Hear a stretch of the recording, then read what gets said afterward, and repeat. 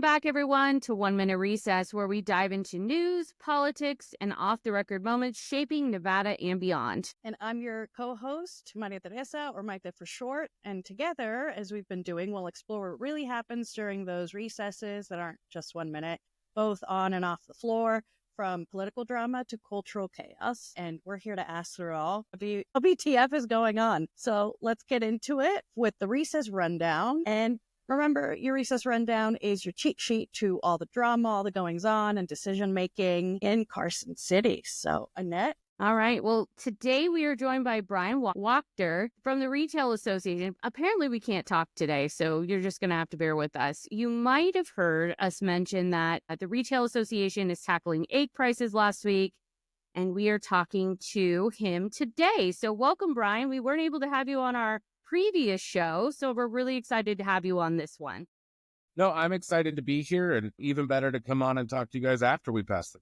Exactly. So first of all, for those who don't know, what is the Retail Association and what do you all do? Certainly, yeah. The Retail Association, we are the trade association in Nevada that represents and tries to supply information to the legislature regarding all the retail issues. And you'd be surprised. There's a lot of bills that make their way through the legislature that affect retail in some way, whether it be through consumers, production, manufacturing, or retail itself. And we are able to provide kind of those consequences, what those unintended ones are going to be, and how the intended effects of bills are going to affect average consumers and retailers. So one of the issues that you and I had the opportunity to work on this week, being you're one of my clients, is that we were able to work on the egg issue. And those egg prices obviously have been through the roof. We've been working on a piece of legislation, Assembly Bill 171, AB 171, that actually addresses the shortage and the prices issue. Tell us what it does and why it was even needed.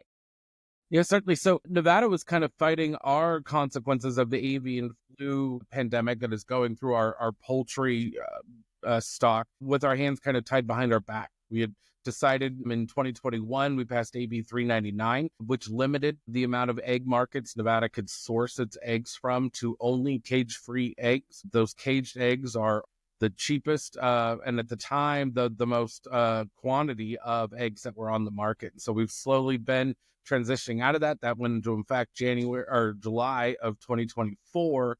And then that's been exacerbated by this avian flu outbreak amongst poultry. And so what AB 171 does is kind of reopen those markets to Nevada.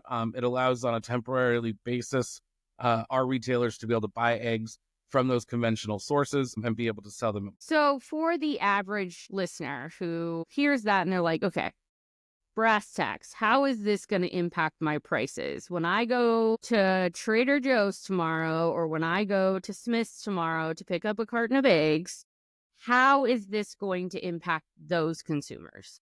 Well, as soon as the state quarantine officer actually declares the emergency and allows us to bring in those conventional eggs, that can allow us to not only bring in a different market of eggs than we haven't had access to before, but it allows us to start sourcing them closer to home.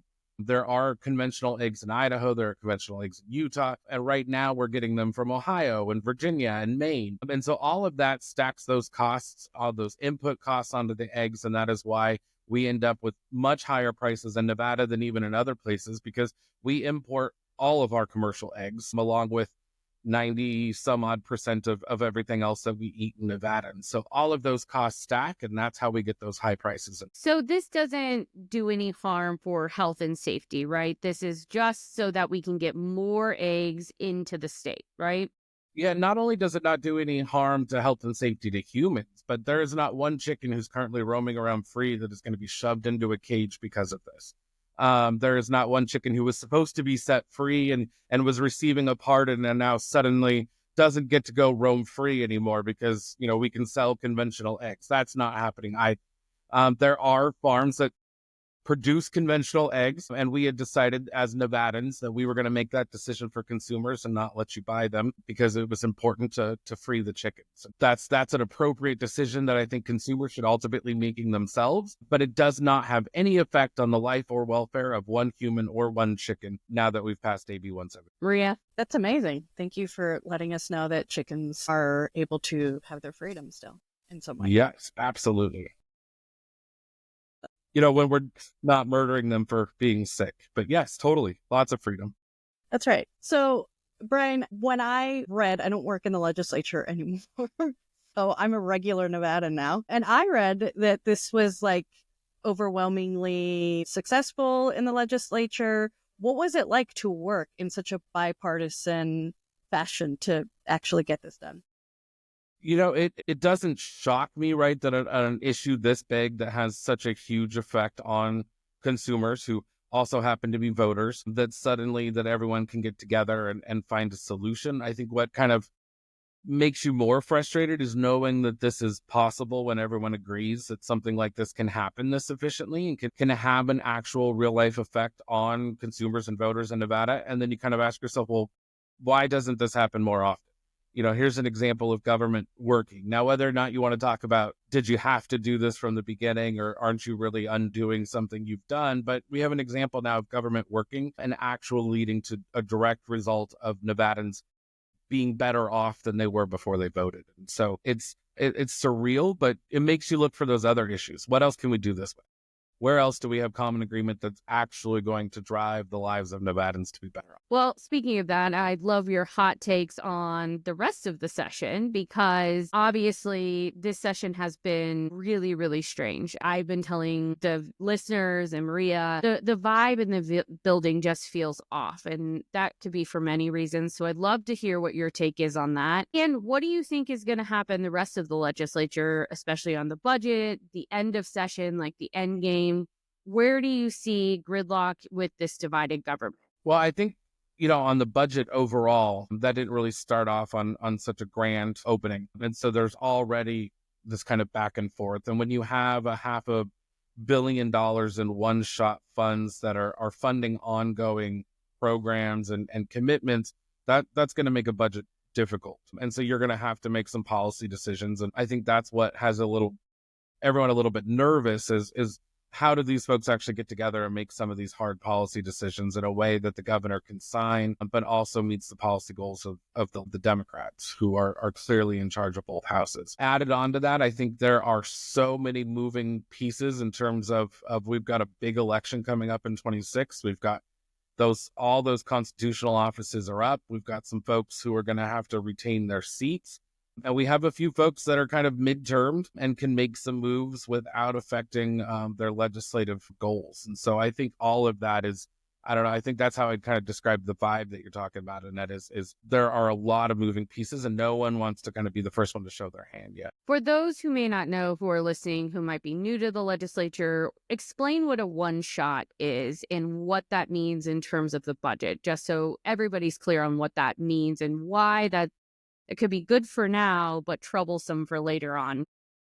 Yeah, no, so when you have a one shot, that usually refers to a source of money that you don't expect to be a recurring source of revenue. And so maybe you've got increased COVID funding. And because of that, you have now spent almost twice what your normal budget is on programming. And if any of that is programming that you are anticipating is going to continue year over year into the next fiscal year, and you haven't identified a recurring revenue source to pay for it, that's where we run into a problem.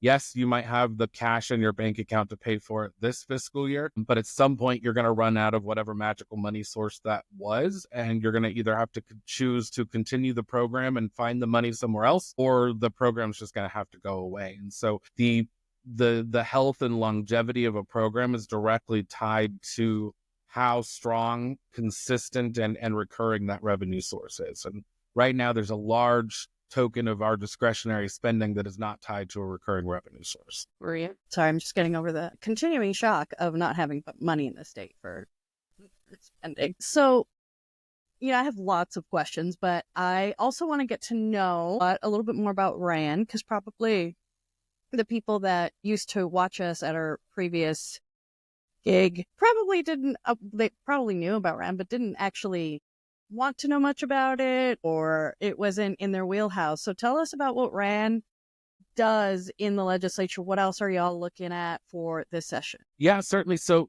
RAN being retail, it is very broad. And our membership base is not just your large national retailers. The vast majority of my membership are small mom and pop retailers who don't have vast government affairs departments. And they rely on RAN to be able to explain to them what's going on at the legislature, but also to take their feedback and understand how a piece of legislation is going to affect their business on a day-to-day basis, and then be able to tell that story to a legislator and say, hey, our goal is not to stand in the way of your policy goals. Our goal is to say, have you considered this? Or we at least need to let you know that a small business is likely to have to close if this is the policy goal you want. And our goal is to make sure that when legislators are making decisions, they're not surprised when there are downstream effects, because hopefully we've explained that. RAN usually ends up asking for a lot of amendments because we can usually figure out how to implement a bill as long as from our standpoint, we understand the supply chain, we understand logistics. And so usually we can tweak a bill to say, okay, if you do this, we can mitigate those effects and we can still achieve your goal. So that's really our role, and our goal is to be able to explain that story to policymakers and then have that be reflected in legislation so that we can find a way forward for Nevada, but we can allow our retailers to continue to prosper. So it really is advocacy for businesses and small businesses. It's kind of like what Marie and I did previously, but specifically for the business community. No, it's 100% exactly what you did previously. Our goal, like I said, our members are very small usually. And so they are usually their accountant and their legal department and their government affairs and the janitor. And they wear all these hats, and they have 3 or 4 employees that rotate out. And those are what make up the bulk of the retail association. And so even getting a hold of them sometimes is difficult. They're trying to run a business. They don't have time to listen to me explain why this bill is likely to have an effect. And so when we try to be very careful during those interim and getting to know our members' issues so that we can respond quickly, because they are trying to run their own businesses. They don't have the time or the energy to be able to understand some of the process because that's not their focus. And so that's the service that we try to provide for our smaller members. So what other bills are we going to be working on this session? I'm excited about one in particular, but what are some of the other things that we're looking at specifically this session to work on? Yeah, RAND's big theme this year, and we are cognizant, right, of those consumer prices and people being very worried about the cost of living and increases. And so RAND wants to really take a hard look at some of these middlemen organizations that are present, that are really driving up the cost of businesses. They're driving up the cost to consumers. And there might be old reasons why they exist. There could be new reasons, but they are really at this point shown themselves to be detrimental to the overall process. Talking about things like swipe fees and the amount of money that the banks charge retailers to be able to even swipe a credit card or to accept a debit card. If you go to the grocery store and spend $100 on a basket of groceries, the bank is going to make a higher profit margin on that basket of groceries than the retailer you bought it from. The state still makes the most. They're making almost 9%. But then you're going to have the banks, and then our profit margin is on average about 2%. And so we have these little incremental things that are built in that really affect the cost of products that we're not dealing with. The same thing when it comes to, say, delivery. Even in the alcohol space, we've got this old system that's tied to protecting us from the mob, but it prohibits a retailer from buying products directly from a manufacturer if they have alcohol in them. And we have really outdated rules about how we can even market those. And so if there's a small alcohol distiller or brewery in Nevada that has the next big drink, we don't have any say over whether or not we can carry that. And we're not even allowed to tell you that, you can come get it and that it exists. And so there are some middleman rules there.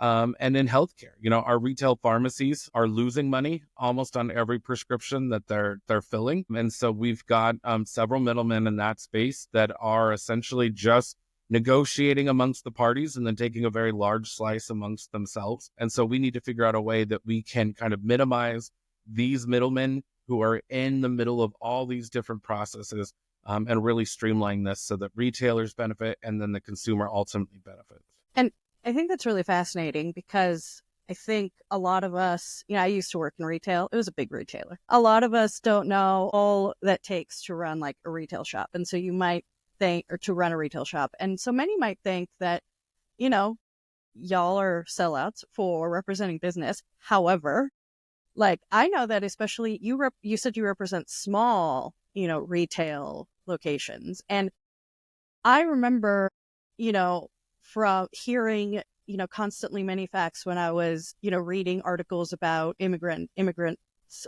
lately. That's a big discussion. Many immigrants are small retailers, right? They own small shops, they own small restaurants. Many women, many communities of color have them. And I'm thinking specifically because I recently went to my hairstylist and got a trim, and she was from my hometown. She's from Tijuana, Mexico, and she does Annette's hair. She does many hairs in the progressive community. So very nice. The swipe fee will actually be helpful because I remember when she first got her thing to be able to make credit card payments, she's like, there's like huge fees. So she all the time asks me, you sure you want to pay? You sure you don't want to like get cash or do a check? And sometimes I'll write her a check, kind of depends on what I have. But like she's one of those people that's the only way she's able to provide her, provide a card transaction, because she's not like a giant salon. She's not a giant business. She doesn't work for one either. She's, an independent contractor working in a local salon. Tell me a little bit about more about how helpful this will be for those very small businesses that you were talking about that represent, because you're not representing like Target, which is a subject of lots of discussion, or, a Radio Shack. Well, it's not around anymore, but I used to work for Radio Shack and it used to be a big retailer. But how does it actually help those small businesses? Well, right now there's no competition in those swipe fee spaces. So you've got an issuing bank that is the relationship between the consumer and their credit card company, right? So this may be you've got a Chase card through Southwest in order to build up points or something. That relationship, then the card carrier, so Chase and Visa, will determine how much your individual swipe fee is to that business. So it actually changes on a person to person. It changes on what card you have. For instance, American Express is like 5-6% just period, which is why the reason that most places don't accept American Express, especially small businesses, is because that's just non-negotiable. You can't give up 5% of those. But there's no competition in that space because at the moment they currently enjoy a government monopoly. We have not had a new bank be chartered in the United States in several decades. The rules are very antiquated in terms of why a retailer can't access the Fed now and process those payments themselves.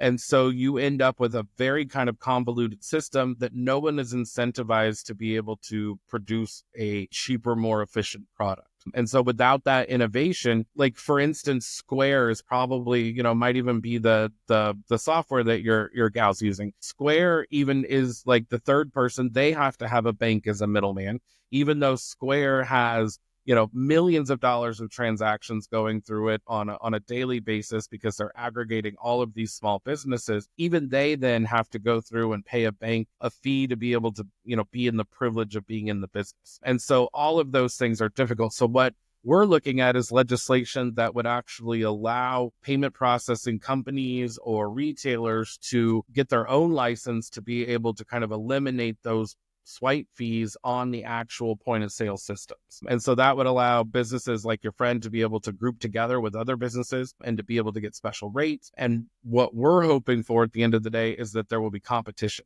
Somebody is going to want to go out there and figure out a way to efficiently provide your hairdresser with a much lower percentage fee that they're paying on all of these cards. Because now that we're allowing other people into the space, they are incentivized to provide that innovation and create that new product that's going to lower costs as well as be more user-friendly to implement. And just right now, there's no incentive because It's a very controlled monopoly, and it's this middleman that's been created over 150 years that no longer seems relevant in what we're able to do technologically. Yeah, I'm super excited about this bill. When he told me about it, I was like, oh, this is going to be great fun. So before we let you go, Bryan, just talk to the viewers about how unique it is, and I think kind of special, that we were able to get a bill done in the first 2 weeks. I mean, I can only remember one other time that Marie and I were a part of something like that. And it was kind of already baked into what we were doing because of a ballot initiative. And so this was a really important thing that Nevada got done. And I think we're ahead of a lot of other states now because of it.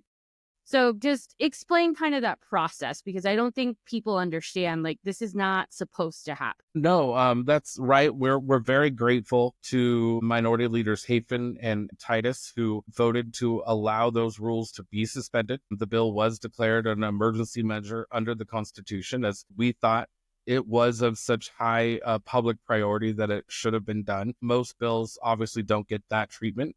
And so we're very also grateful that Majority Leader Canizaro and Speaker Yeager recognized the need for this. I will say it was not difficult to ask for this. They recognized how quickly this could affect Nevadan lives in a very positive way, and we're very interested in making sure that we got it done. And I think a lot of credit also goes to Governor Lombardo for making sure that Director Goicoechea was involved in that process every step of the way, making sure that it was something that he can implement quickly and that would be able to provide real quick, real world results to Nevadans. And so, but yeah, normally we won't pass probably the next piece of legislation in that until April, maybe May. Maybe. And so we are, I think, very cognizant that this was a very extraordinary circumstance.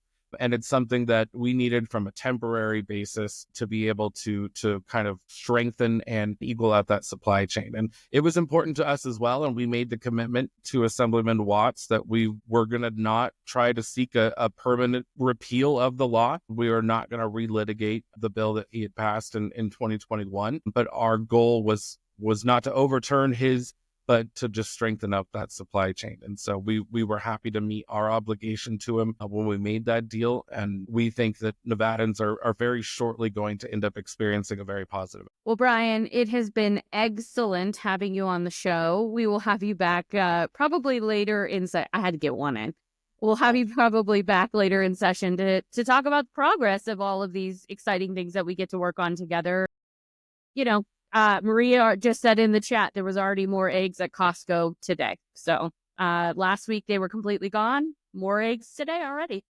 That is perfect. And no, I appreciate being on, and this was a very neat experience. So anytime you ladies need help, I'm happy to do it. And hopefully we'll have some really good news to report back when we do. Awesome. Thanks, Bryan. Good work. We appreciate you. Thank you, Bryan. Have a great day. All right, Maria. Well, you can see I'm a giant sellout. I'm just working on the most heinous shit now, obviously. Helping small businesses. Better treatment and better fees, and trying to get PBMs reined in, which are the middleman at pharmacies that make your prescription prices go up. And a big problem. A huge problem, especially in the state of Nevada. And, trying to lower the cost of eggs. What a sellout. I'm just a terrible person. Can I rant a little bit about that? You to rant all day long. Go ahead. Because, we'll get to the other segments, but sitting here and hearing, because as I mentioned, I don't get to read bills every day and figure out how they're actually going to help. So hearing from you and Bryan on how this will actually help, and having shared the story about, like, my hairdresser, for example, who is an immigrant, she's a woman, she's Latina, this will help her immensely. Like, I will be able to get all the things I want done with my hair. And when that bill gets racked up, she won't have a gigantic fee to worry about, which is whenever I do a lot, she's like, that fee is going to be gross. But also, the rant I really want to make is, how dare anyone think that this is selling out? When specifically now in time, we're in a time where a lot of people want to be, like we had mentioned, I think in our first episode, vote with their dollar, vote with their wallet, and don't want to support giant corporations that are capitulating to the administration, for example. And so they're wanting to go to local locally owned, especially immigrant, if you're an immigrant, if you are of a certain community, to go to businesses that are representative of that community. Literally, that's what this bill helps. This bill helps those communities. It helps those people. So if you think selling out is helping people like immigrants who have their own businesses, who are currently struggling because of this administration, who, are women, who are Black, Latino, any kind of other marginalized community, this will be one headache they don't need to worry about. I don't know how that's selling out. That is a ridiculous thought if anybody has it. And if they do, they can come talk to me, or maybe my hairdresser who has to deal with those godforsaken fees. Rant over. Well, and the thing is, you and I had a long discussion about me working with the Retail Association this year in this session because it's something new for me. And I am already learning a tremendous amount about business, and business, it doesn't have to be a bad thing. In fact, fun fact, I am a small business owner now. I own my own business. I know the amount of fees it took, the amount of money it took to set up my own business. It took a significant portion of me and Nick's savings to be able to do that. And only now am I really starting to make money and get up and running. It's officially, by the way, my first full year this week of owning a business. And it's officially 2 years since I quit my old job. So it's a big week for me. And I'm very proud of the work that I'm doing right now at Session. But I think there is a fundamental misunderstanding about business being evil. And listen, corporations can be evil, absolutely, and they can do harm. But I don't think that all businesses, especially small businesses, are those ones that we should be going after and we should be saying are harmful. And a lot of who the Retail Association represents are those smaller businesses. And, when I was navigating the process to set up my business, I did rely on a lot of my friends on the business side in the business community to help me navigate that system, because the system is not an easy system to navigate. And I have immense privilege. I have immense understanding of these things because of running a nonprofit. But it was still very, very difficult and expensive. And so businesses also deserve representation in the legislative process, just as much as regular people do. And so, when you and I discussed me taking on this client, I thought it was a real opportunity to show that you can be progressive and support, especially small business, but businesses. Yeah. I was having trouble finding the mute button in my mic. I mean, I don't want to re-rant. I'm holding my mic. You're fine. Because it's especially in this juncture that we're at, where we really have to support our communities, our local communities, because a lot of these small businesses are also where, I don't know, ICE raids are happening.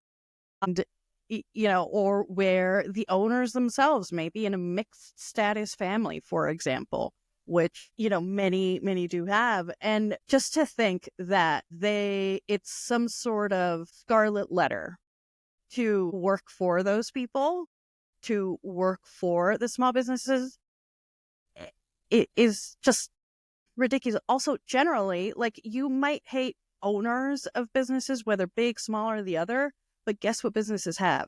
Whether it's one person or 1,000 or 1,000,000 people, they have workers. So a lot of times, that is why you need voices like yours, Annette, and voices like Bryan, because Bryan is a great guy, and we need great people actually in the business community, because guess what the business community does? It employs people. And so the more people like y'all are in there, the better represented and the better voices are in the business community. And I think the business community is better for it. And it sounds like they are welcoming of that to you. They've been very welcoming to me. In fact, sometimes more welcoming than the progressive community. Let's just be honest. But I think, too, it's important to realize, I think as much as the progressive community, the liberal community, Democrats need to understand business better, I think the business community also needs to understand progressives and progressive values better. And I think that's why it was interesting to me to try to do this work, is because my line of thinking is different. And it's different because of the work we did for, almost 10 years at one place and, total almost 20 years in the progressive space. And so I think it's been an interesting relationship to have, because it really has enabled me to also bring some of my ideas over to the other side as well. And, really feel empowered to say, hey, what about workers? What about their rights? What about, feeling good about working on things that are within my progressive values? Because that is one thing I was very clear about when I started my business, is that I was not going to compromise my values to do this work. And I don't think I am by doing this work. Making eggs cheaper for Nevadans, making real people be able to afford a very important protein in the first 2 weeks of session, that is inherently a progressive thing to do. Making food more affordable, making it more accessible is a progressive thing to do. And I'm very proud that that was the first bill that I got to work on in my new business and in my new profession, because I really think it's going to change people's ability to access food. And I'm really excited about that. Yeah. And I think you should be very proud of that. And Thanks. I'm very proud of you, especially, but also Bryan and anyone else involved in Yeah, this. Greg and everybody. And, and especially like Bryan mentioned, y'all were able to bring together Lombardo, Hafen, and everyone else and the Democrats to agree on this issue at a time where, there's not a lot of agreement, and you're actually getting something done. Here's the other part of it, and this is something that Bryan didn't mention, but one of our other friends that we love and adore, Rebecca Goff, got to work on this with us too, with the Humane Society, because the Humane Society wanted to make sure, as Bryan joked, that honestly, chickens were not being harmed in any of the policies that move forward. They were involved in the original cage-free policy. And we wanted to make sure that we were not harming animals when we did this, as much as we were not harming humans. Again, the food, the safety of the food does not change. It's still incredibly safe, but also we wanted to make sure that the chickens weren't being harmed. I know, like I said, we made a joke about it, but it's true. And so the Humane Society was at the table with us as well. Rebecca and Warren Hardy, again, a Republican. Warren Hardy's a Republican, working with us. So even the group that worked on it was a very bipartisan group from different kind of angles. And I have to say, it was refreshing being able to work in a bipartisan way to get good policy done that is going to have an immediate impact on Nevadans' lives. You don't get to do that a lot at the legislature, or it takes a long time sometimes to get these bills passed. Sometimes it takes multiple sessions to get these things passed. And this one, it's going to be immediate, right? And so it's one of those things that I'll always remember in my career. And there's a few of those types of bills that I have that I'm very proud of, that you and I have worked on, that I worked on when I worked for then Senator, now Congresswoman Dina Titus. And it's a cool thing to be a part of that process. So I'm glad that we got to share that today. Yay, all right. Do you want to talk shout a little out. bit about what's coming next at the Envy Ledge? I can make it quick. Yeah. What's going on? What Well, else we is had going on? We had a snow day on Thursday. Ugh. We had a snow day on Friday. And now this week we had President's Day. So we're going to be playing catch up a little bit in this third week of the Nevada legislature. But there's still a lot of work to do. There's going to be a lot of bills starting to move, starting to get introduced now. Reminder, if you have not set up your bill tracker on the Nevada legislative website under Nellis, every Nevadan gets 10 free bills to track. So go on, track your favorite bills. We'll put a link on one of our posts this week. But make sure you sign up for that and track the bills that your legislators are moving, track some of these bills that are going to be important to you. Or if you want to get involved with any of the bills that I'm working on, I've got paid leave. I've got childcare. A lot of cool stuff this session. So psilocybin, we're going to do a segment on that soon. We're going to do a pilot project for psilocybin. So there's going to be a lot of stuff coming up that I'm working on, but also that's just happening generally in the legislature. So if you've got questions about bills, put them in the chat. Ask those questions. Send us an email. We want to hear from you. I can explain all those bills to you next week because we really want to make sure you understand the process and where things are at the NV Ledge. So we'll leave it there, Maria. That was a great segment. Yeah. Lots happening in the NV Ledge. So congrats on all those sellout topics that you're working on. How terrible. How dare you make people's lives better? All right. You want to go to the local lowdown? Because there's a lot of news in Nevada happening. I went into the 2.5 papers we have, and there's a lot happening. Yeah. There is a lot happening. And remember, the local lowdown is zooming in on news, shaping our communities, both in the North and in the South, but also across the United States, because if it's happening here locally in Nevada, it's probably happening near you too. So Maria, take it away. Yeah, so the first thing we have is one of those national topics that is very local, because apparently now Nevada organizations across, and not for all those Republicans and Trumpers, and I don't mean all Republicans are Trumpers, because you're not. We know a few that are not. But Trumpers that might be saying those are just, those progressive liberal groups. No.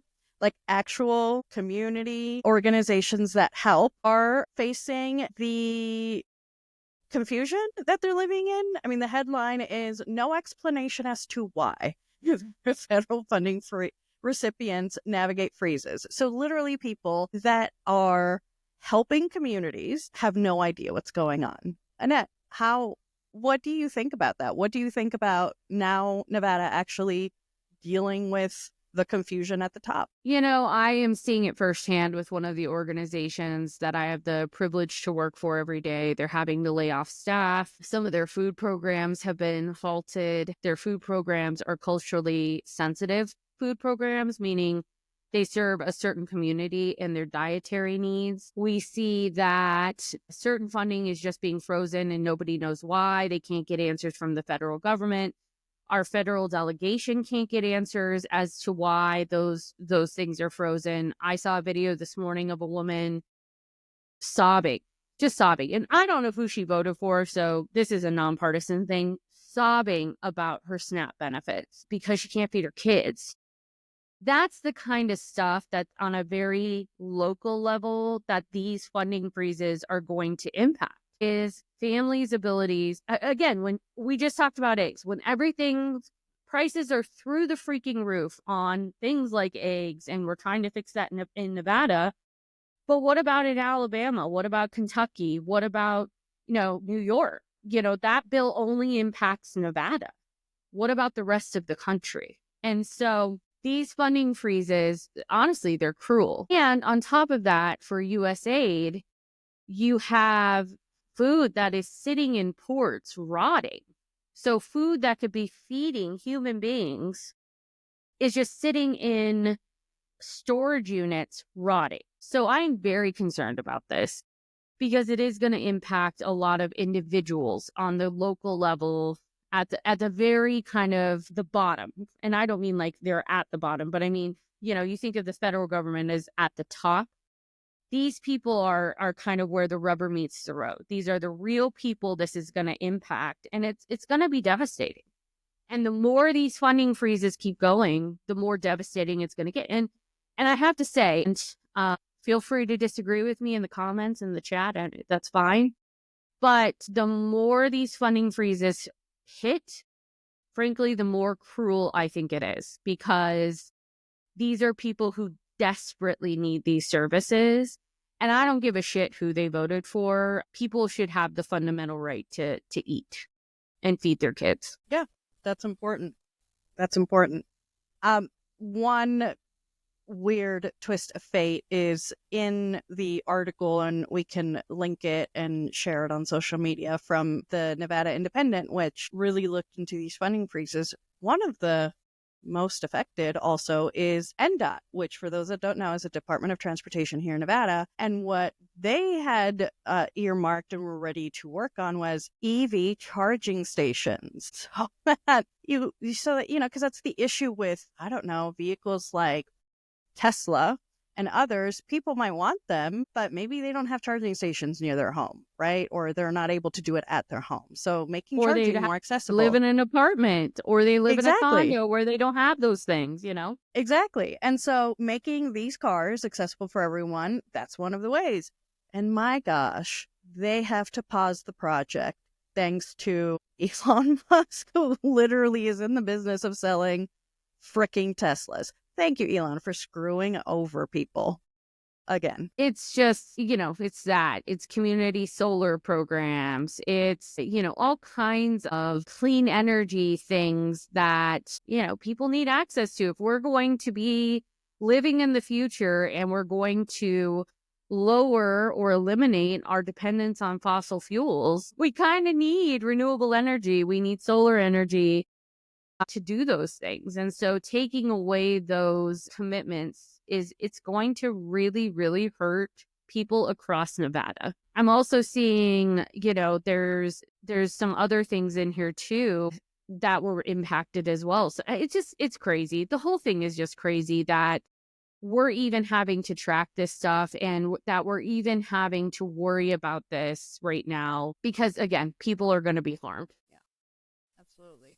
Thanks, Trump. One thing I did want to note is, I was sadly scrolling through social media today and I saw Metro raiding a local business, which they said they were not going to do. And there was a large Metro presence at a Latino business in Las Vegas. And they said they were having business license issues. Well, listen, I don't know any business that has a business license issue that's going to have, 75 cops standing outside with a helicopter going over. It was, from what I could tell, and we got to follow up on this next week, it looked to be a raid. And so people across the state of Nevada, you want to talk about local impacts. Metro said they were not going to participate in that shit. Metro flat out has said, and I said it from the beginning that I didn't believe it. We'll believe it when we see it. Trump is breathing down law enforcement's necks all across this country. I was told a story by our hairdresser the other day where she told me that a gentleman she knows who is Latino was pulled over by 2 ICE agents and was told he was pulled over for looking Latino. The man was a U.S. citizen. So if you're starting to hear that those things are picking up, make sure you know your rights, make sure you know how to protect yourselves, but also make sure you understand how to report those things so that the community knows those things are happening and we can deal with those things. Because at this point in time, the only way we're going to push back on those things is through the courts, through the attorney general, and making sure that we're keeping track of them. So that was another local thing that I wanted to flag for today. It's disgusting. And of course, you can never trust Metro, no matter if the current sheriff goes on an interview and says that. No, you can't trust them. And here's the thing. Before. They're not going to call it a raid. They're going to call it a business license issue, please. We both know what that means. We know if it quacks like a duck, looks like a duck, it's an ICE raid. Yeah. And there was no one in ICE uniforms. They were in Metro uniforms. Straight up Metro. Jesus. So we'll keep an eye on that. We'll report back next week when we see more. But that was another local update I had. All right. So let's talk about Elon Musk and Nevada. So the state attorney general, Aaron Ford, who in my humble opinion is doing an excellent job going after the federal government, lawsuit after lawsuit, challenging, Doge, or as I like to call it, Doggy now, challenging a lot of these executive orders, challenging a lot of the nonsense that's happening at the federal level. Maria, talk to us about, A, what a good job I think Attorney General Ford is doing, but B, why these things are important and why the courts actually do matter in these circumstances. Yeah, so courts matter, number one. That's a hashtag from our very old job a long time ago. But it's true. They are able to, first of all, it's not a bunch of liberal judges who are ruining America, Elmo Musk. It is a lot of times the judicial branch is the only way to check any government that is overstepping, no matter what party they are, etc. A lot of times that's the only way that they can say, wait a second, maybe we should really think about this. Because let's remember, the three branches of government are supposed to be in the US inherently sort of slow and checking each other so that we don't have giant overhauls of government, which is currently happening. So the only way we can, because Congress ain't going to do shit, anyway, we're going to be able to actually put a check on the administration and maybe even Congress, if they decide to get things done ever, is through the courts. And it's through attorneys general all across the country, but like AG Ford here in Nevada actually filing these lawsuits, because that's how it actually starts. It's not just a judge wakes up one day and thinks, I think doggy is terrible, should be shut down. It has to be a lawsuit, because that's the way the law works. Something has to be filed, right? Like if I learned this from the People's Court, like if you want your money back from someone that did you dirty and you were supposed to get your money back, you go to court, you file a suit. Same thing with this. If we want to check the government, we have to have attorneys general actually being very diligent about looking at the letter of the law and saying, is it being followed or is it being not followed and being pushed to the limit? So that's what this is. And that's exactly what he's doing. And he's doing it on probably one of the grossest things happening now, which is an unelected, unvetted human being is sending 5-year-olds to every single department of the country's administration. And we don't mean his tiny child who cussed out Not Donald Trump in the Oval Office. Yeah, and it's not his tiny child that, shushes Trump and then wipes a booger on the Resolute desk. It means his other children that work for him were not birthed or created by Elon Gross. But it's these college students that are just in there, and they have just run amok, are firing people, are having our social security numbers in some kind of Excel sheet somewhere. None of these people have been vetted. None of them have been confirmed, because that's the thing. If you're not elected and you're in the federal government, you get confirmed by the Senate. And not like that process is very efficient nowadays, getting RFK Jr., actually passed, and Tulsi and all of those people. But that's at least a way that we actually have a vetting of some sort, at least publicly. That hasn't happened with this asshole, his 5-year-olds, and doggy, and their stupid program. And by the way, it's not working, because how many millions or thousands have we spent on just the Super Bowl trip and Trump going to NASCAR and riding on the stupid racetrack? How much money did that cost? The fucking car just went in a circle. We paid for a car to go in a circle. Did you see his poor granddaughter out there on the track with him, just like, I don't want to be here, with her little rainbow outfit on? I was like, I'm surprised he hasn't banned rainbows yet. My God. And you know how he feels about the LGBTQI community. Exactly. I'm surprised it's he probably let her DEI. wear rainbows. She was getting yelled at in that circle ride, saying that's DEI. How dare you? Apparently, he didn't even stay that long. He stayed like 30 minutes and then got back on Air Force One. So we paid for a 5-minute trip. He didn't, even at the Super Bowl, he didn't stay that long. He didn't even stay till halftime. So we're literally paying, because that's our money, everyone. Air Force One, the Secret Service agents, all the infrastructure. The gas he used. We paid for that motherfucker to use up gas to go in a circle. The beast ain't NASCAR light. wasn't wearing enough. But you know his supporters eat that shit up. They eat it up. Yeah. How is him riding? Us. Hang on. I have a real question here. I want to know how Annette Magnus and the Retail Association of Nevada have done more for eggs in the past 2 weeks and prices of eggs than Donald Trump, who made campaign promises for a year on the campaign trail that he was going to lower my freaking eggs. Hey, this week, that's it. My gas prices are going up too. Gas prices, friends. All of you living in Las Vegas, your gas prices are going up. What happened to my free gas, Donald Trump? I want to know. Where's the Wait, gas? so our gas prices are going up. NDOT can't do EV station. It sounds like this administration hates cars. Let's talk about those tariffs that he put on steel and aluminum, because guess what? The price of your cars are going to go up because of the cost of steel, friends. The cost of your sodas are going to go up because of the cost of aluminum, friends. When are we going to make something great is really my question here. That's what I want to know. Because nothing locally right now is sounding too great. No. Maybe in about 5 years. Yeah, if we have 5 an years. Look, election. she's gone. Well, yeah, there's that. If we have an election, if there's not a Okay. nuclear war before that. Which we're going to get to, because I want to talk about that. Anyways. Yeah. Okay, let's keep going down our list of dumb things.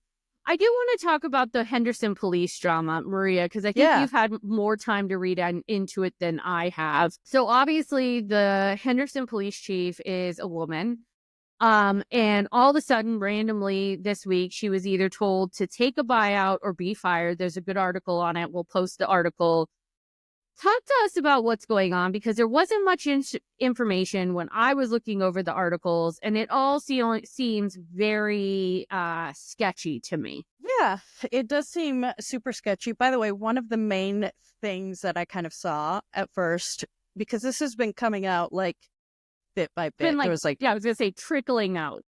Yeah, so there's a lot of rumors here and there, but one of the main things that I find is interesting is that this is the first time this has ever happened in Henderson police history. Like, this hasn't, that it is like historic in a weird way, because it hasn't happened. And I don't know if that's a good thing.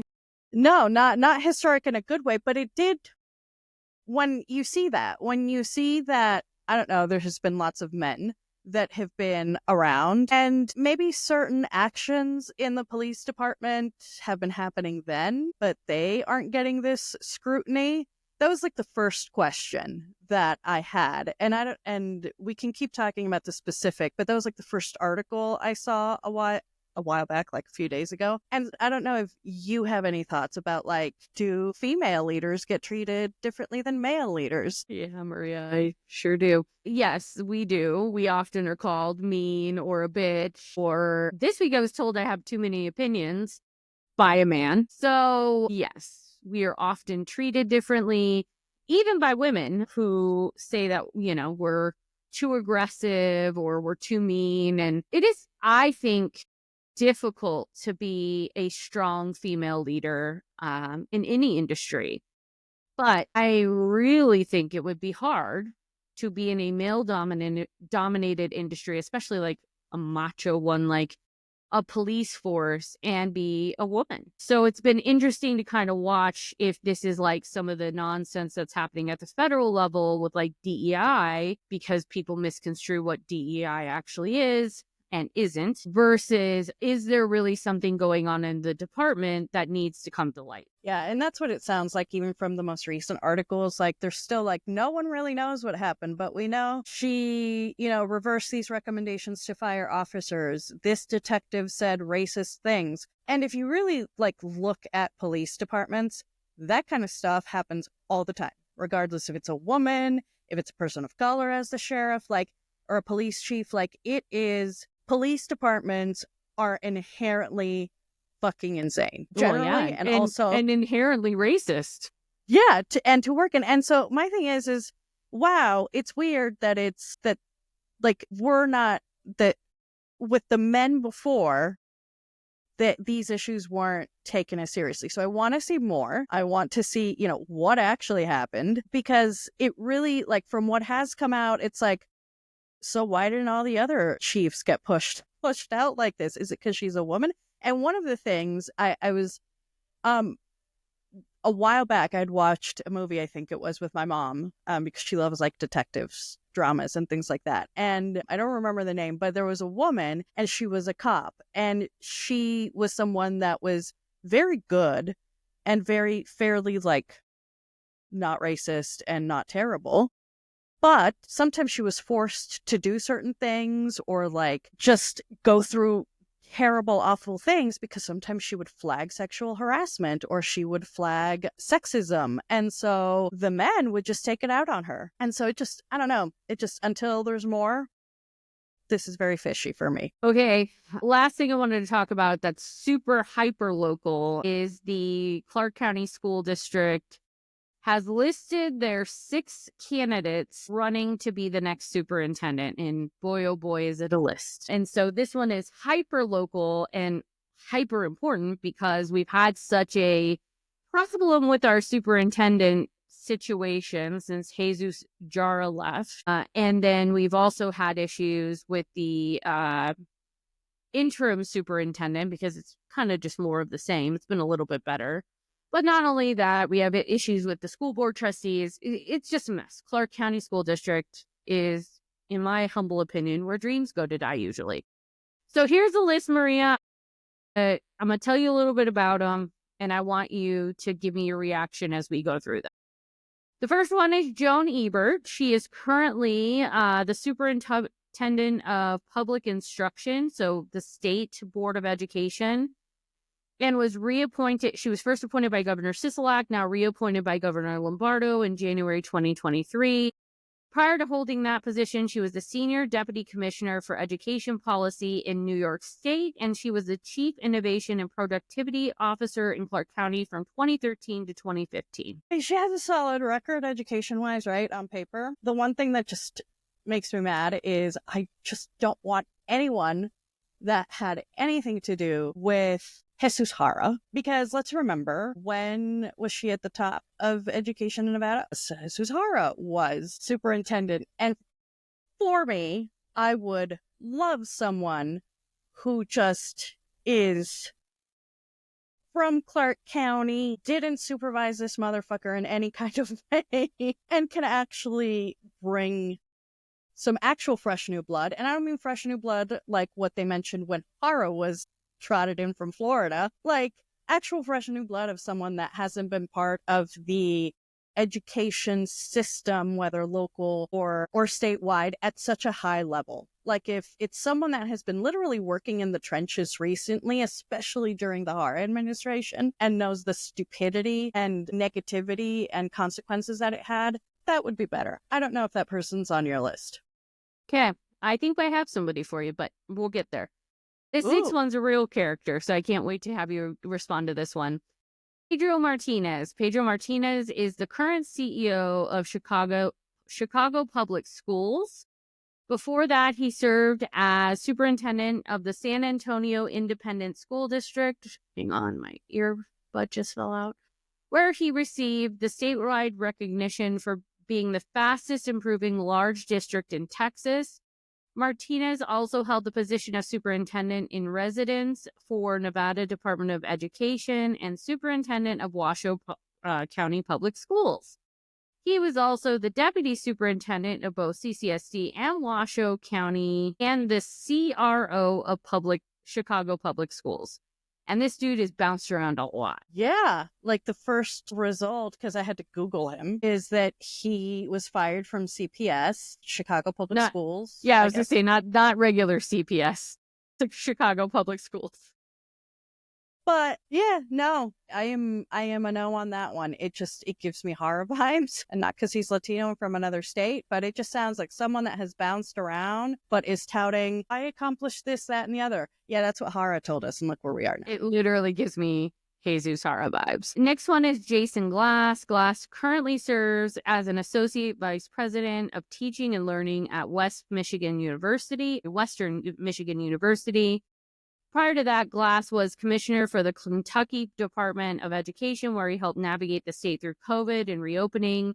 Glass also previously served as superintendent of the Jeffco Public Schools in Colorado and before that in Eagle County Schools in Colorado. He worked as director for the Department of Education in Iowa. So, has some good experience. Not a no. Not a hard no. Doesn't sound like he's, one of those kids that just gets a job every year for the fun of it. Yeah. Yeah, that's right. Next one is, oh, go ahead. Well, I was just going to say, what would be interesting to see if any of our friends in Michigan and Iowa have anything to say. So if you live in one of Exactly. those states, Lonnie, and you're watching, let us know. What's he like? Matt in Iowa. Yeah. What are your thoughts? Let us know. This next human is Joshua Starr. So this is the one right off the bat that gives me pause.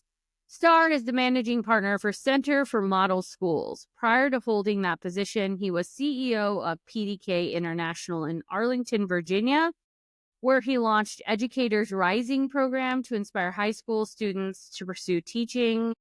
He was previously the superintendent of schools in Montgomery County, Maryland, and before that he was superintendent of schools in Stamford, Connecticut. Center for Model Schools. That off the bat, and anyone correct me if I'm wrong, that sounds like a voucher place. Like, we're going to modernize education by handing everything over to private schools that can do whatever they want. Okay. No. This next guy, this is my favorite. I think he's my number one. John Anzalone. And I've heard great things about this guy. So Anzalone is currently serves as the Camas School District Superintendent in Washington. He has previous experience in Clark County as the assistant superintendent, and there I know we've had some really good experiences with him. And as principal at Sierra Vista High School, El Dorado High School, and Global Community High School. Yes, he would be amazing. I think he ran for office a while back. He did. And I thought he was great then. And hilarious that he's the only one that has kind of very recent experience in a school, in a classroom, yes. Actually dealing with it, because being a teacher isn't easy and being a principal isn't easy. It's really, especially these days, thanks to the higher administration. So he's my top pick. There's not many, there's two, so he's one out of two.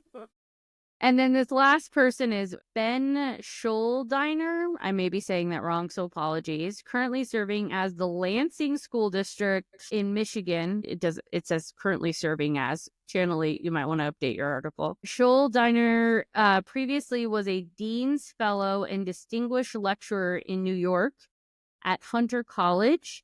While at Hunter College, he was a board member for the largest school district in the U.S., New York City. His previous experience also includes history department chair, teacher, and then principal in Brooklyn, New York for 10 years. He was also the longest serving president of the Association for Curriculum Development. He could be interesting too. Yeah, I think one, Lonnie, another Michigan person to tell us about, but also immediately, because he started to sound interesting, and I was like, let me Google him. He might be up there. I think Anzalone, because he's local, is top. But this guy isn't a no, and he's a interesting and could be actually good new blood, because he was involved in labor activism. And you don't usually get a lot of superintendents that actually consider, I don't know, the unions they have to work with. Yeah, imagine that. And that is in his curriculum vitae. And I think that would be fascinating to actually have someone that has that in their background. All right. Well, the next steps for this, and if you all have thoughts on the superintendent search, chime in the chat, tell us, email us, whatever. We want to know your thoughts on the superintendent search for the Clark County School District. The first round of interviews are going to take place February 24th. And February 25th, and they're going to give presentations to the board, do some other stuff. So there's a lot of hoops that they got to jump through. So if you want to be involved in the process, now is the time. You should contact your school board trustee and let them know who you want, but also get involved in the process. The more community members, the more parents, the more teachers, the more educators who are involved in this process, the better. This was a Channel 8 article that I was just looking at, so we'll put it in the chat, read over it, and then tell us what you think about these candidates, because this is very local, and we want to hear from you about it. All right, Maria? Let's So- go into the UTF time. Yeah. Yeah. And there's a lot. And we mentioned nuclear war. So I don't know if we just want to, have that be our next and final chat, because we probably have lots of opinions about certain things that have been happening. This week was and I think the topic we were going to talk about, taxes on tips, we should probably leave it for next week, especially to see how the bill goes. Because I think we should bring our friends on from culinary next week. I actually think that would be good. Yeah, because it would be lovely to hear about how, I don't know, Trump isn't actually doing anything on that. And how culinary actually created this whole thing, not Donald Trump. Yeah, exactly. So we will actually make that a much bigger highlighted thing for y'all, because it's really important for us in Nevada. But beyond our borders then, and just generally, so the Munich Security Conference took place this week, and many people are like, what the fuck is that? You guys, I don't care, but you should care, because that's where we really got to understand WTF is going on between Trump and Putin and Ukraine, and hear from, I don't know, Ukrainians themselves, or see, like Vitaly Klitschko himself, react to J.D. Vance. So we're actually getting all of these people basically in a room, except the Russians. They're in the White House with Trump. But basically we got to really see that everyone is confused because Trump isn't being honest, and neither is his administration. They haven't invited Zelensky into the talks. He's been talking to Putin first and then Zelensky. And we want to take over all the minerals in Ukraine, because of course we do, as a leverage for negotiations. And also, Trump and Putin have decided that Europe isn't going to be a part of the discussions for peace, because it's not like, other countries are next on Putin's list. So who the fuck cares, is what Trump thinks. So that's a rundown of what's been happening at that conference this week. Everyone is worried. Europe is seriously worried because, and many people, especially Trumpers, but even maybe progressives, think about, why should I care about this? That's so far away. Nuclear war is why you should care about this, especially, I hate to tell y'all, if we actually do get peace in Ukraine, and then and by he, I mean Putin, decides to go after Japan or Sweden and Finland. Or Taiwan is next, like all of these things. And remember, the nuclear powers are all involved in all of these things, and they're on opposing sides, right? It's like World War II all over again, except Japan's on our side this time. And we could actually face DEFCON 4 to 1, or we are at 4, so that's why you should care. We're at DEFCON 4, but not officially, but according to the nonprofit that tracks that and tries to assess the number. But we could go between 3, 2, and 1, which is what we don't want to get to. But people are worried. What do you think, Annette?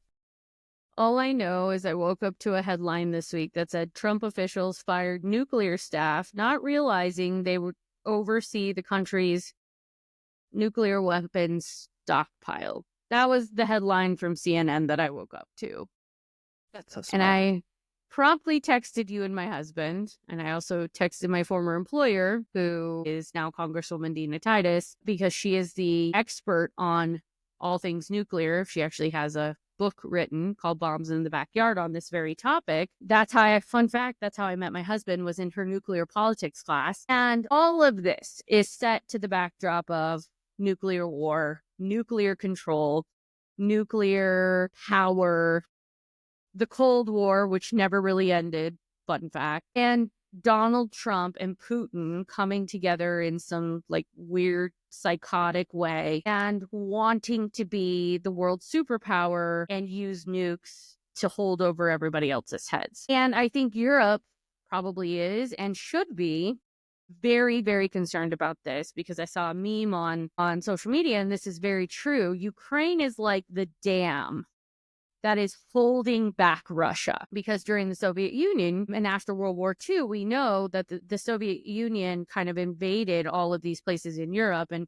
was trying to conquer Europe. That's really what this is about. So the European allies, right?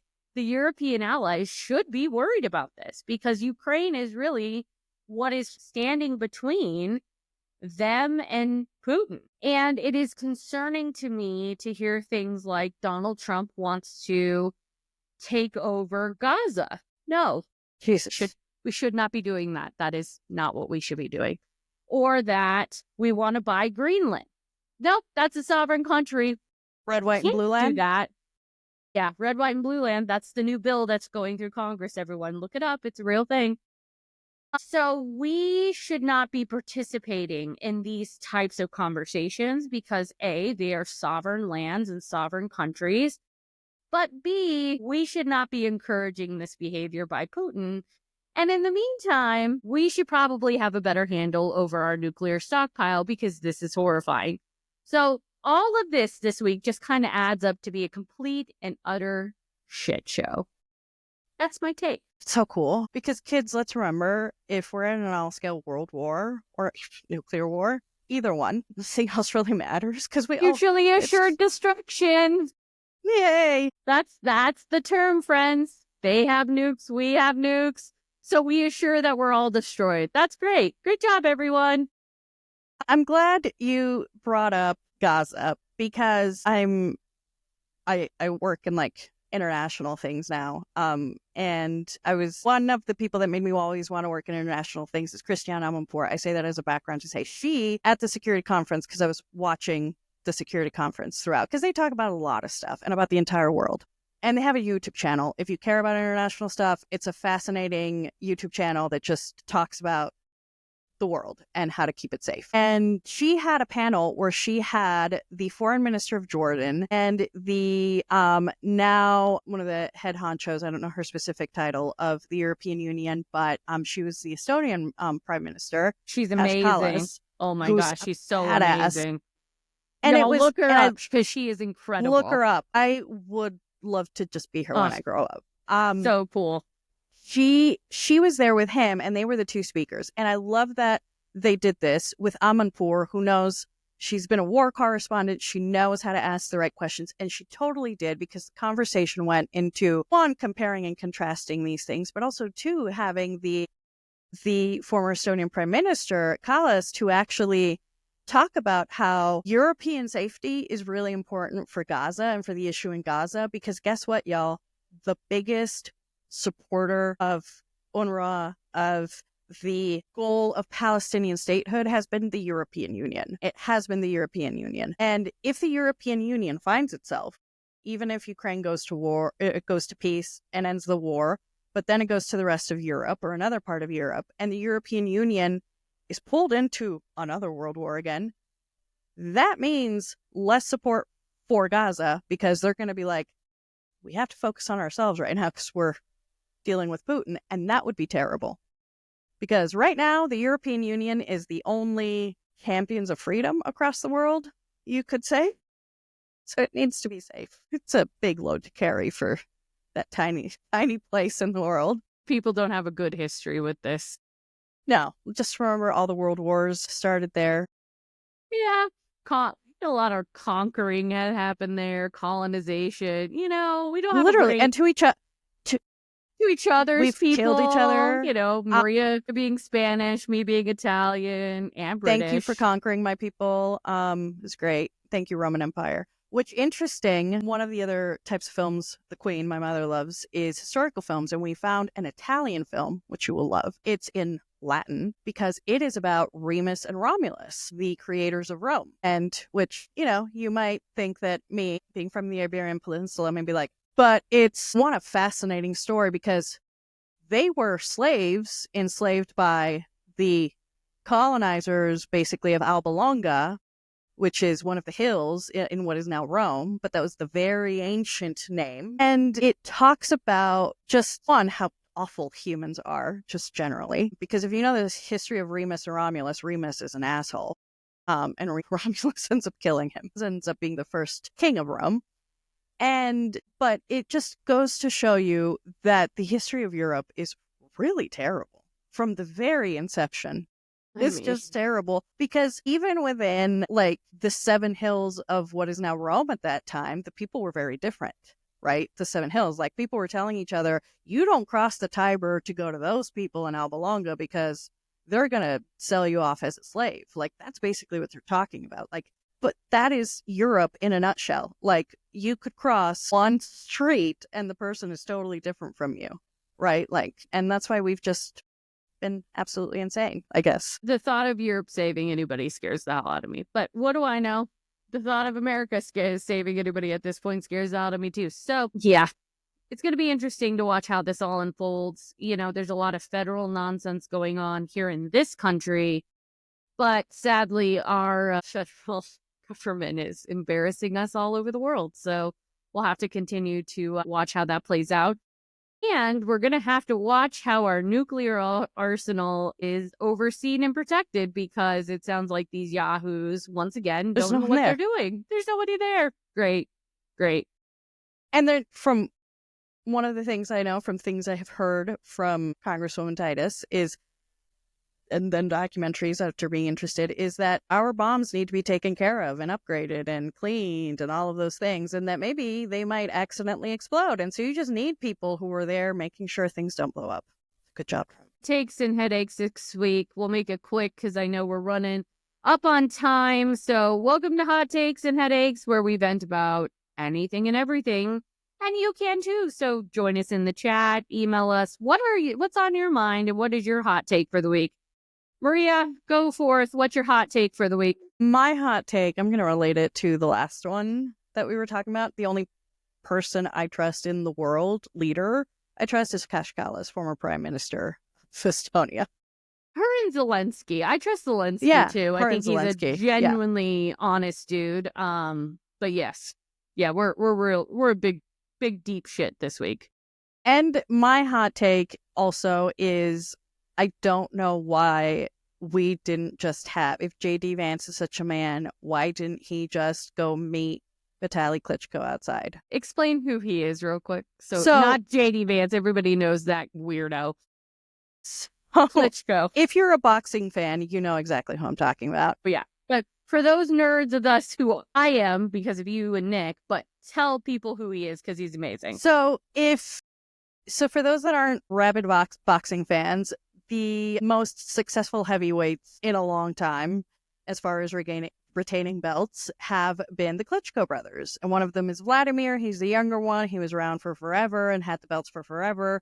And we can debate whether or not he was the best of all time. But he also had has a brother. They're still alive. Woo! Vitaly. And Vitaly was initially a boxer, but then after he retired, he became a politician. And he was at the Maidan protests supporting the Ukrainians that needed to join the European Union.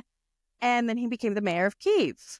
I don't know if I have that timeline correct, but he became the mayor of Kyiv. And so he was there, because many people on Twitter were like, why is he there and making that face? He's the mayor of Kyiv, the city that the Russians tried to take over and almost sieged.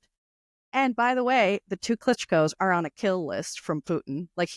They're on Putin's personal kill list. There was cards that Russian soldiers had, and the Klitschkos were on them, and their families were on them. So they're kind of important in this debate. A lot of people are saying he might run for president. Vitaly Klitschko might run. Be amazing, because then he could be in punching distance of certain people. That's who he is. That's who Vitaly Klitschko is. And in the Munich Security Conference, as J.D. Vance was talking, and not mentioning Ukraine and any plans for Ukraine, but instead scolding Europe, Vitaly Klitschko basically gave him a face I never want to see, especially from someone who is 10 feet tall and can kill you with a pinky. That's who he is. And that's the context. But he's a great boxer. He's amazing. Let's see. My hot take for the week is, please don't tell women that they have too many opinions. Just not a good look. Not a good look. Just don't tell women and they have an expiration date. Or don't tell women to smile more. Or don't tell women that they're mean. Or that they are no longer welcome somewhere. Just don't. Especially if you are a woman and you're doing that, that would be terrible. But if you're a man, also applies to you. When I'm on a call and I'm asked my opinion, and then I say I'm told I have too many opinions. Yeah, I got an opinion about everything. In my opinion, in this moment, my opinion in this moment is your opinion sucks. So, yeah, that's my hot take for the week. Don't tell women they have too many opinions, because we don't want to hear from you. That's my opinion. People suck. Wow, this is probably our longest podcast so far. Yeah, I mean, we've been heated. What's crazy is there's so many more links. We have so much more to cover, but we'll cover it next week. We'll talk about tax on tips, or no tax on tips, I should say. We'll talk about all kinds of stuff coming up next week. But if you have thoughts, comments, questions, concerns, something we said didn't make sense to you, let us know. We want to hear from you. We want you to be a part of the conversation. So put it in the chat. Let us know how we're doing. Let us know if there's a guest you want us to have on. We are happy to make that happen for you. So Maria, you want to take us into our final bell? Yeah. So, I think we kind of covered the basics of what we want you to take away from all of this in our hot takes, but also pay attention to what's happening around the world would be my final bell and recommendation is, we start with the local stuff, and that is very important, but as we have expressed, especially because we have no one staffing the nuclear stockpiles, which is great, pay attention to what's happening and just, I would say, take care of yourself, have an exit plan, but we can't explain escape nuclear war. So let's just, I don't know, enjoy life as it is for as long as we have it. So, to take us out, that sounded violent. Special thanks to Bryan Wachter from the Retail Association for joining us. And thank you, Annette, again, for all the work that you are doing. My pleasure. And we'll put all the links in the chat. So this way you can learn more about the egg bill. You can learn about the superintendent search. You can learn about all of the different topics we talked about today. And my takeaway for all of you and reminder for all of you is you have 10 free bills you can track on the Nevada legislative website, on Nellis. We will put that in the chat too. Follow along what's going on in Nevada, not just the federal chaos, but there's really important stuff going on here in Nevada too. And honestly, it's not quite as dark as what's going on at the federal level. So it's kind of a reprieve. So follow along with the Nevada legislature and get involved because they need to hear from you. Yes, absolutely. In the in-between time, keep doing all of that. And don't forget to follow us on social media platforms. All the links are in our bio, the ways to contact us. So you can do all those things Annette said to chat us, ask us questions, let us know what you think, what you want to hear about, etc. Go into the links in our bios wherever you're watching or listening to this, and we can't wait to hear from you. And also follow us so you can stay tuned. And we might do extra content on just maybe Nellis. Woo! We'll see. I have an idea, but yeah, follow us. Well, thank you all for joining us. We appreciate you supporting our work. We'll have more guests next week. We'll have more hot topics next week. And make sure you share this with your community. Make sure you're inviting your friends to follow us and listen to us as well. Hit the like, hit the subscribe button, and we will see you all next week. Thanks for joining us, everyone.